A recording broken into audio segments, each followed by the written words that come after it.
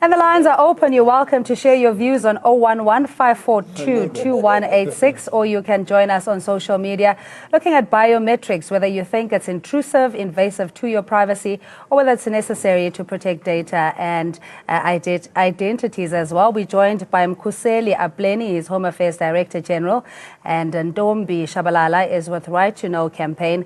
As the Gauteng organizer, Adil Nchabeling is Transform RSA President. Good evening and thanks so much for joining us. Let's just start with the grievances of Right to Know, considering the system has been in place for quite a while now. Why now?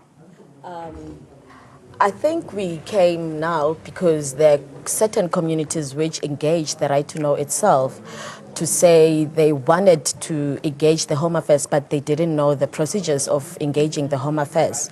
They started complaining about the 140 which it has to be paid to the Home Affairs, of which they are from poor communities and they cannot afford those 140s. So Right to Know engaged the community from Soweto, and we sat down. Then we came with one conclusion and said, we also think the biometrics are problematic to the system, because if we look at the private companies, they are also checking our biometrics. So we are saying no to private companies. Yeah, has the horse bolted, DG, in the sense that this system has been in place? I mean, there was a whole process of consultation, and I remember when it was launched, it was really commended to be innovative and not stifling technology, you know. So would you say that the horse is bolted, the Right to Know concerns are not able to be addressed? No, firstly, let me welcome the concerns from any part of the society, because we are the government of the people, for the people, by the people. So we always welcome when people come and ask the services which we are delivering. As you know, that services of Home Affairs, we can't get them anywhere else except in the Department of Home Affairs. I think let me start there. Secondly, the issue of biometric didn't start now in 2013, but it's just that electronically. It is 2013. We'll recall a Home Affairs where there was a blank ink, where we'll take your fingerprint in a blank ink, and then that's all what we're doing. But we were saying for our citizens, which we respect, they can't go and have a blank hands with a blank ink. Let's go to modernization. And when we modernize, then now we're able now to take fingerprints electronically and as well as their photos. Why do we take a fingerprint? Maybe that's what now we need to sit together and discuss these issues, is that there's only one thing which differentiates one person to the other. It's two, it's biometric and the DNA. We can share the names, we can share the surnames, we can share the color, we can share the look like. But the only way which I will know that you are this person is because of those biometrics. Yeah, sorry, are your concerns the fact that there's 140 service charge to people that cannot afford it, or are you arguing that there is an invasion of privacy, and how do you substantiate that? It's both. To be quite honest, it's the 140 and the invasion of privacy. And I hear on my left-hand side that he speaks of engaging. Who is he saying when in terms of engaging? Are they coming to the grassroots level and engaging our communities, or are they only engaging those people who can understand the use of what he is explaining now? Yeah, was it imposed on people, or was it a systematic process? No, we are engaging. In Home Affairs, we've got what we call national stakeholder forums. Maybe that's where the Right to Know must also know that at a local level, we have now that stakeholder forum, which is made up of the civil society and other government departments, which is more chaired by the speakers of each and every municipality. So it starts at municipality level, goes to the district municipality, goes to the provincial level, and as well as national. Why did we form up those stakeholder forum? Was exactly to engage with the people so that now they understand what we are doing. Let me come now to the 140 rand. And when we're implementing a smart card, we categorize the process. We started with the 16-year-olds, which is free. and as well as the elderly, which is 60 and above. That's what we have agreed, that's what we'll be giving. Not between the 16 and the 59, but it's the people who goes to our office and apply. We're not forcing anyone between 16 and the 59. Why did we do that? It's because we said at the moment, the funding we have is for the 16-year-olds and as well as the 60 and above. But if now when the things are going right, then we will invite the other groups. But what are the people doing? Because they understand. Oh, but the smart card is more secured than the green ID book. They go at their own will and go and apply for a smart card and pay the 140. We have never forced anybody to say, come to Home Affairs by such a date, we'll be stopping the green ID book. We have never announced that. What we have announced is the young and the above and the in-between, they do it at their free will. We haven't gone and forced anybody and say, hey, come and apply, because we are waiting until our resources maybe permit. Once now they permit, we'll take a decision how we do it. But we can't stop, because if we have not yet faced an identity theft where somebody take that green ID book and change your face and open a bank account and do all those things, you won't understand the importance of a smart card. But if you have faced that, you will know that, hey, I better have a smart card than face those challenges. All right, DJ, we go to callers. Motsweni, good evening to you and thanks for calling. Are you of the view that the biometric system is a violation of your right to privacy, or what are your thoughts? Cindy, okay, the name is Matshwenyeho. Oh, Matshwenyeho, look, I would understand the issue of the 150, but when it comes to the invasion of privacy, come on. We live in estates all over the country where biometry is working. Why would biometry all of a sudden come and become a problem only at Home Affairs? You understand my point? I don't understand. Maybe Right to Know need to elaborate even further to us, because if you want to escape the issue of biometric, you will have to, go on a national campaign to eradicate it all over, not just at Home Affairs.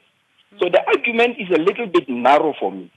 I would, love to urge them to maybe expand and tell us more, because if they're just making a wild allegation of espionage, when you make such a serious allegation, you need to bring more information. All right, Matshwenyeho, thank you. Ibrahim and Soweto, good evening to you. Hi, good evening. Good evening to you, Sunil. Thank you for taking my call, and good evening to your guests over there. We're listening. Yes, Cindy. Look, the issue of biometrics for me actually is a non-issue at all. Actually, it was a way to go. It's good for our country, especially when it comes to security for our country. By the way, I'm calling you from Soweto.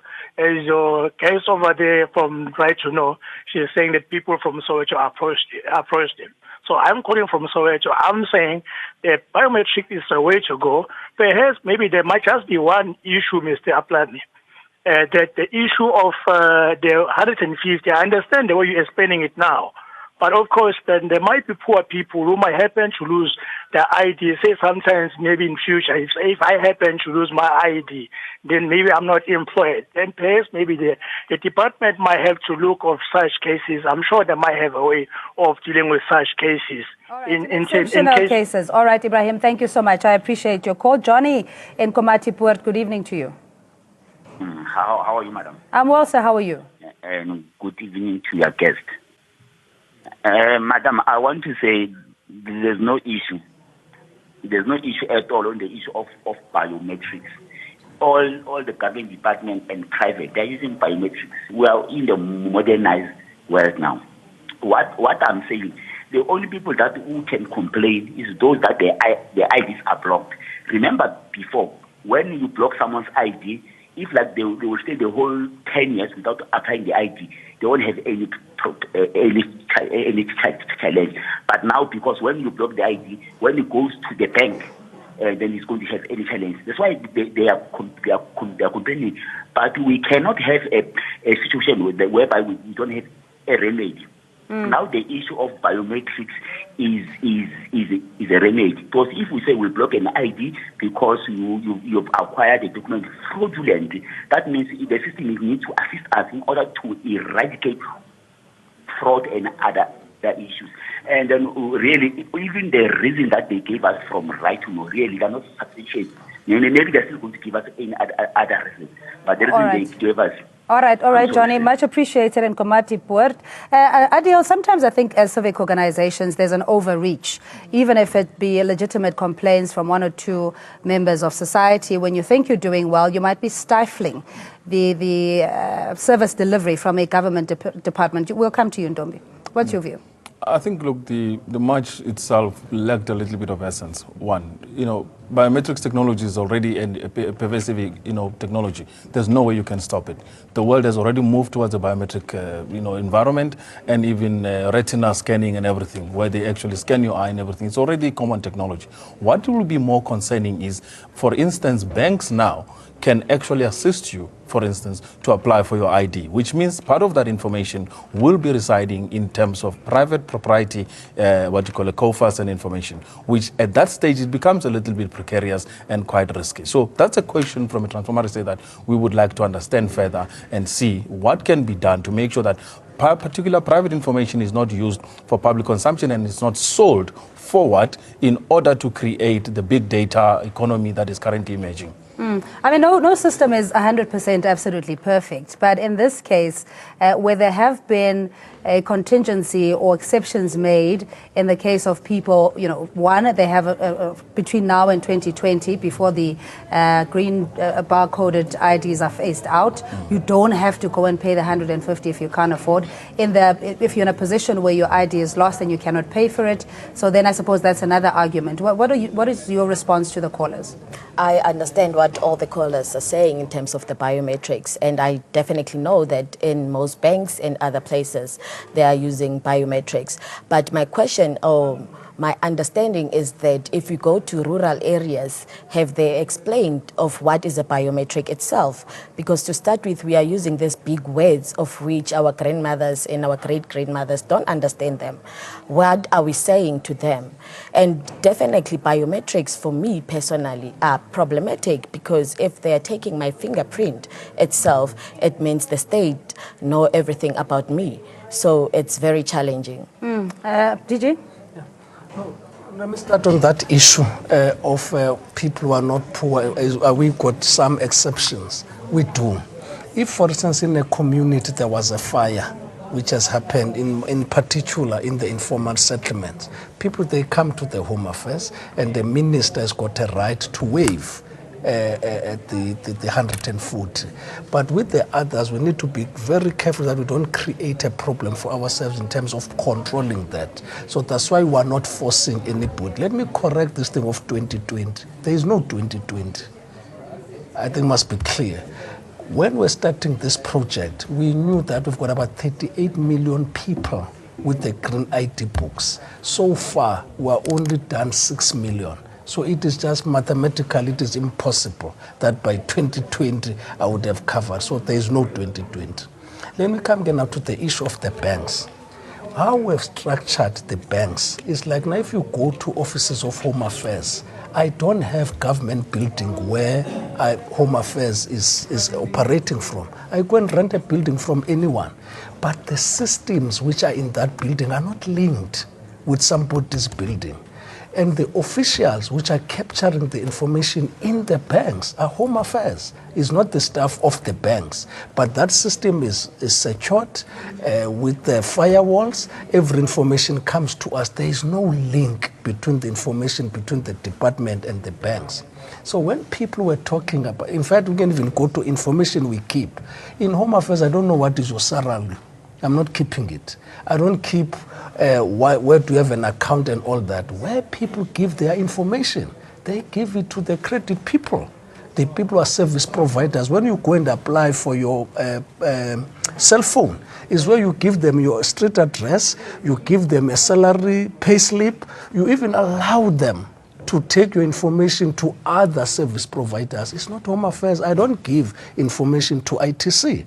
Information is given by the clients themselves. All right, so you're saying that this kind of approach or hostility is misdirected, and not only Home Affairs that distributes, or rather that has confidential information. Gift, good evening to you. You're calling from Richards Bay. Hello. Yes, hello. How are you? I'm good. How are you? I'm fine. How? Boo, Gift. Yeah, in fact, I just want to make some comments about the biometrics that private companies are using, for instance, like the banks. In fact, I think the biometric system that is being used is quite good, because other people cannot gain access to your personal information until you put your fingers on the biometric. That's the advantage of a biometric. The only problem I have is that why do we put fingerprints while we have got a smart card? Because the smart card is barcoded. So when they scan your smart card, so it will give the private companies your personal information. So that's a duplication of a process. Yeah. You don't think that is just, taking all precautionary measures to make sure that you are the person you claim to be? I don't speak for the IT service providers in this regard, but we'll get the DG to respond to that. Thanks, Gift. Nomsa in Mbombela. Hello to you. Hello, Bunjani.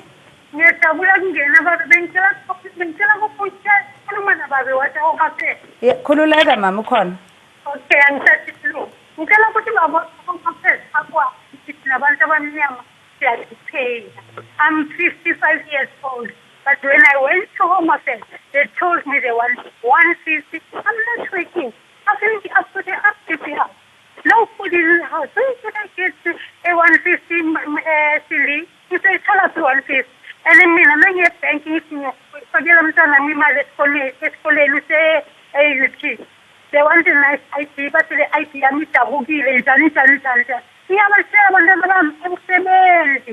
when you have to bed, when you tell a good mama, it's only 1 minute setting IT, it's my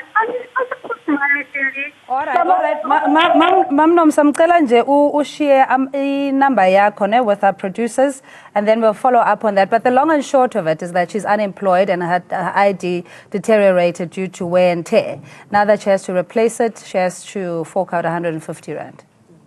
Well, as I said, that is not first, but it's something understand. But let me use another example so that people can understand this. When you lose your card from the bank, what happens?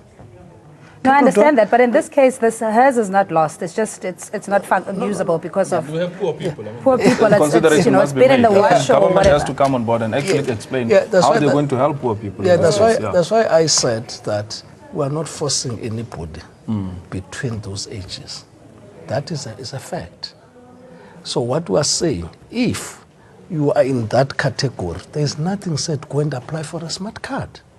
Yes, but she can't use the particular ID because it's now it's essentially deteriorated to a point where you probably can't even make out. That's why I'm saying that. You see, we don't want to come up with something which won't be sustainable and won't be able to implement next day.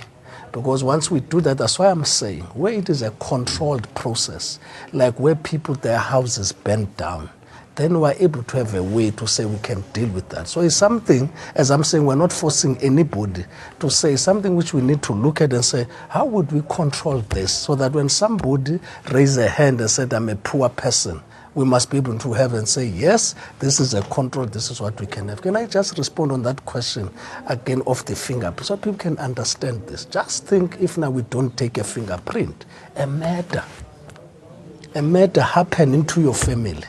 People get in the night, kill someone there, and then after that, we didn't see them by the naked eye. How would we prove that case? The only way we'll prove it, we go into the crime scene. We pick up the fingerprint, then based on that, we are able now to run that fingerprint against these databases and know who was there and doing what. So I don't think we should take it as, no, a fingerprint is only for us to take. That's why the fingerprints of the criminals and the fingerprints of the ordinary citizens are kept separate. Criminal database are kept by police, and then Home Affairs keep the database of the fingerprints of the nationals. But I wanted just to stress to say how it is important, the issue of the fingerprint, is to protect even myself, as the other caller was saying, that when now somebody goes and open a bank account on my name, and then what would I do? And they do big things. Yeah. And so just so that your argument, or rather the march in itself, was baseless, considering this is a system that has been well entrenched in modern society, various sectors use it. What were you aiming to achieve? And I mean, how far are you going to take this? I think we are going to take this very far unless the Home Affairs state that they will engage the communities. Because if I can ask DJ to which communities that they have engaged, I don't think he'll mention every community that they've engaged, because definitely in my community I've never heard anything from them. Yeah. That's why we were on the streets today. Yeah, we had a caller, I think it was from Soweto, Ibrahim, saying that he wasn't consulted necessarily by Right to Know and is comfortable with the system. So obviously there's not a universal representation that you have of communities. I don't think he said he was consulted by Right to Know, but I mentioned that there's a community from Soweto itself and a community organization, which is VPCR, Voices of the Poor Concerned Resident. They are the ones who consulted Right to Know. Yeah. Is this part of national issues that we should be focusing on, Mr. Nchabeleng? Look, it is part of the national issues. Again, I think the most pertinent issue right now is the cost to acquire a new biometrics ID, which is the smart ID. Other issues relating to the information, I mean, I think the DJ has already explained in detail as to what is going to happen with regards to information integrity. I would have loved to hear one view coming from Home Affairs to say, actually, within the banks, we've created a special division which empowers black people to start operating these particular desks that are giving them opportunities for jobs and managing this particular system. But it is not yet the case, and I would hope, actually, they can bring in that, hopefully, as an opportunity. Very briefly, before we close, DJ. Exactly on that point, we are doing that. The banks are working with the union called SASPO. So now we are talking to SASPO, so that now these banks must be able to be good citizens and provide these services with their cost to the people. So we're still, you remember when we launched, we said it is a pilot, but from there we want to roll it out. So we want to see the banks appointing people, getting jobs in delivering the services of Home Affairs in the banks. But at this stage, we're talking with SASPO together with the banks to have an agreement and be able now to roll out this. Well, we hope that you are satisfied at home. Yes. I'm afraid that's where we'll leave it, but we'll continue on social media or as this particular matter escalates. We have Mkhuseli Apleni, Home Affairs Director General, in studio. Ntombi Shabalala is with Right to Know campaign and Gauteng organizer. Adil Nchabeleng is the president of Transform RSA, and you at home. Thanks for taking the trouble to watch and also to call in. We're back after this.